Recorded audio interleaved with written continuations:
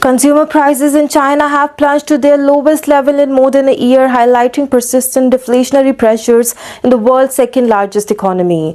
The CPI, that is the Consumer Price Index, a benchmark for measuring inflation, fell 0.7% in February from the previous year, China's National Bureau of Statistics, that is NBS, said on Sunday. The decline was sharper than predicted by a Reuters poll of analysts, referring that the January modest 0.5% increase and marking the first contraction since January 2024. Deflation is a problem because it gives people little incentive to spend right now. In expectation of the lower prices, this tend to drag down the consumption, which is an important component of economic growth.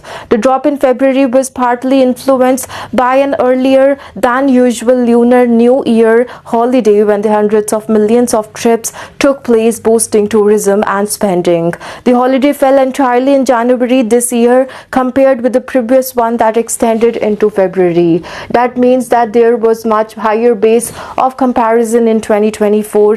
The NBS said the consumer prices also have been risen by 0.1%, excluding the impact of the earlier Spring Festival.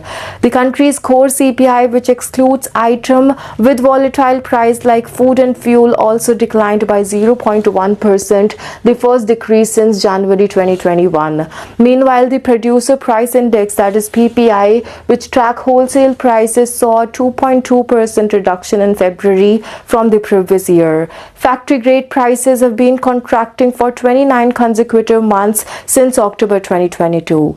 Temporary seasonal distortion aside, both CPI and PPI inflation have been too low over the past 2 years, underscoring the supply and demand imbalance in the Chinese economy. Goldman Sachs economist wrote in the Sunday research note that China's economy continues to be weighed down by weak consumer spending, uncertain economic and employment outlook, and a prolonged property sector downturn.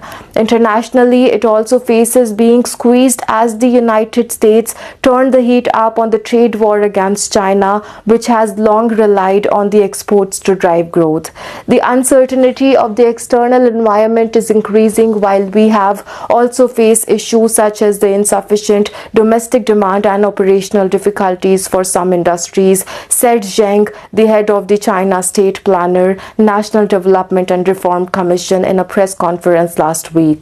Beijing has set an ambitious also the economic growth target, that is 5% for the 2025, the same as last year. It also lowered its target for the consumer price increase this year to 2% to 3% last year, signaling Beijing's recognition of ongoing deflationary pressures.